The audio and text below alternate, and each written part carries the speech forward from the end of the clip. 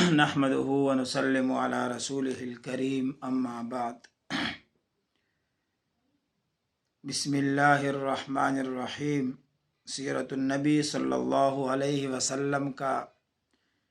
61 number سبق ہے۔ آپ سن چکے ہیں کہ جناب رسول اللہ صلی اللہ علیہ وسلم سن 1 ہجری 27 ستمبر 622 کو ابو ایوب انصاری رضی اللہ تعالی عنہ کے مکان میں تشریف فرما ہوئے۔ وہاں آپ نے قیام فرمایا اور آپ کے ساتھ حضرت سودا تھی اور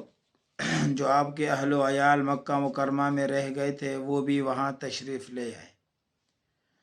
تو آپ نے اب مدینہ منورہ میں جو سب سے پہلے کام کیا وہ یہ کہ آپ نے مسجد نبوی کی تعمیر شروع کی اور آپ نے مسجد نبوی کی بنیاد رکھنے سے پہلے اس کی زمین کا انتخاب کیا۔ سب سے پہلے آپ نے زمین کے مالکوں کو ڈھونڈا، جو 2 یتیم بچے تھے۔ آپ نے ان سے وہ زمین خریدی اور اس کے بعد بنفس نفیس افتتاح کیا خود، اور تعمیراتی کام میں خود شریک ہوئے۔ روایات میں ہے کہ جناب رسول اللہ صلی اللہ علیہ وسلم اینٹ اور پتھر خود ڈھوتے تھے، تیار کرتے تھے، اٹھاتے تھے، وہاں تک پہنچاتے تھے، اور ساتھ ہی صحابہ کرام جو یہ چاہتے تھے کہ رسول اللہ صلی اللہ علیہ وسلم صرف برکت کے لیے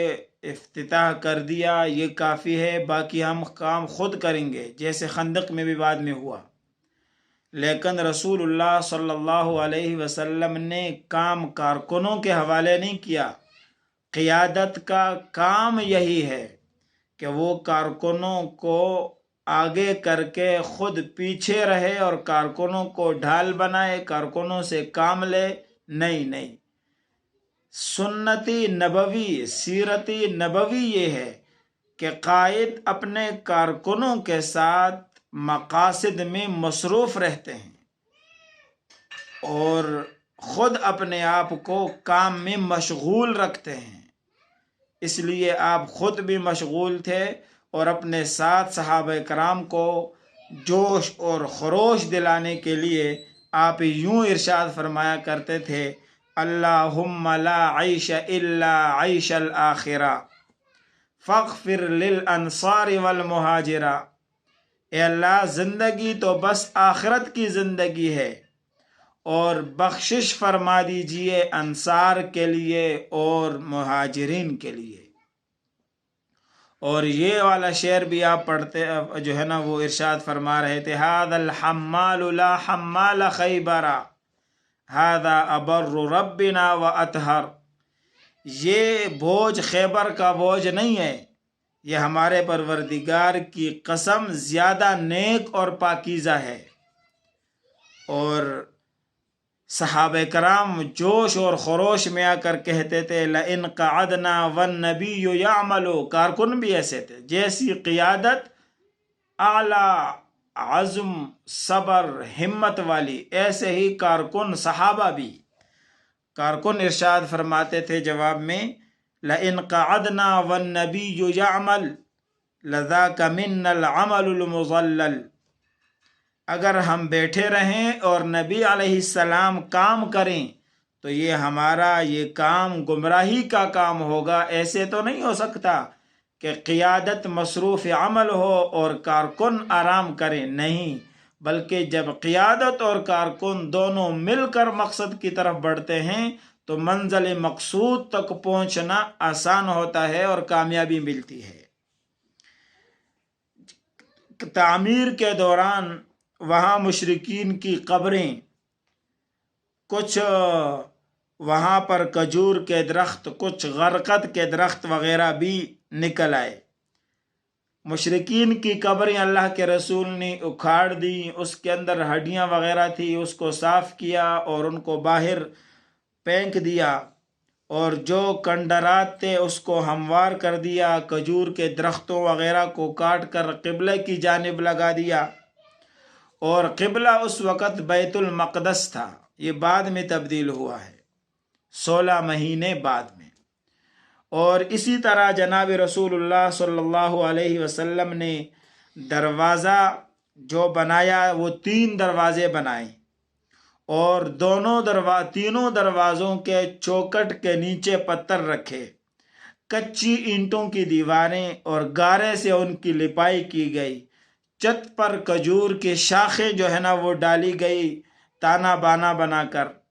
اور اس کے پتے اوپر ڈلوائے گئے، اور کھجور کے جو تنے تھے اس سے پلر بنائے گئے، کھمبے بنائے گئے درمیان میں کھڑا کرنے کے لیے، اور فرش پر چھوٹی چھوٹی کنکریاں، ریت وغیرہ ڈال دیا۔ اور اس کے علاوہ جو محراب والی دیوار، آگے والی دیوار سے لے کر شمال والی پچھلی جو دیوار ہے وہاں تک لمبائی 100 ہاتھ تھی، اور چوڑائی بھی روایات میں ہے کہ اس کے بقدر تھی، کچھ تھوڑا بہت اگر کچھ کمی زیادتی ہے تو ہے، ورنہ چوڑائی اور لمبائی برابر تھی۔ اور جو بنیادیں کھودی گئی تو وہ 3 ہاتھ گہری کھودی گئی۔ اور اس طرح جناب رسول اللہ صلی اللہ علیہ وسلم نے مسجد کو تعمیر کیا، اور مسجد کے ساتھ ہی کچھ حجرے اسی طرح کچے بنائے گئے، اور وہاں پر پھر آپ نے ایوب انصاری رضی اللہ تعالی عنہ، جن کا اصل نام خالد تھا، ان کے مکان سے آپ اور ازواج مطہرات جو اس وقت آپ کے ساتھ تھی ان کو حجروں کے اندر منتقل کیا۔ اور یہ مسجد فقط مسجد نہیں بلکہ یہ مرکزی دین تھا۔ آج کے اصطلاح میں آپ سمجھیں کہ یہ ایک جو ہے نا وہ جہاد کا مرکز بھی تھا، تعلیم کا مرکز بھی تھا،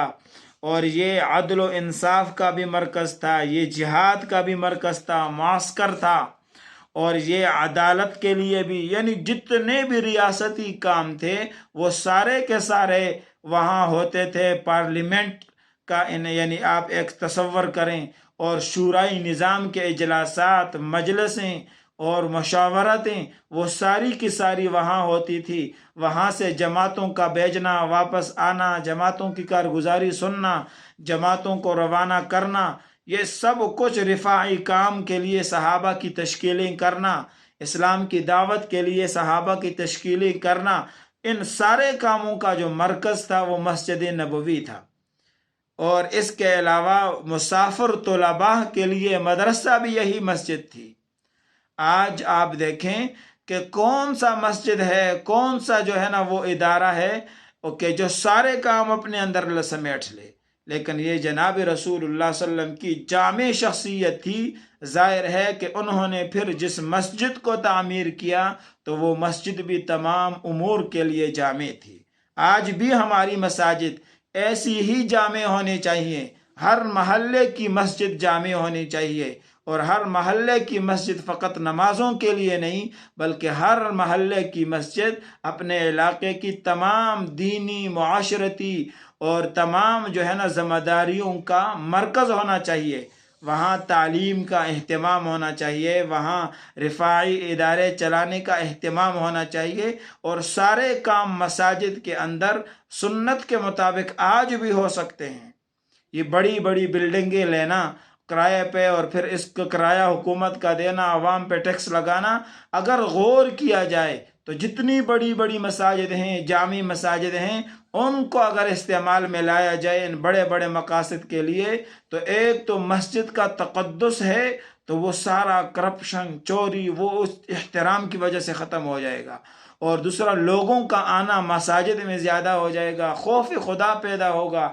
یہ اللہ کے گھر ہیں، اس کی برکتیں سامنے آئیں گی۔ لیکن آج تو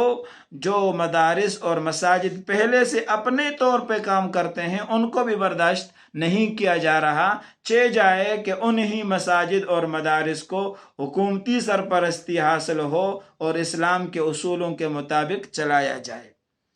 پھر اذان بھی ہجرت کے پہلے ہی سال مشروع ہوئی،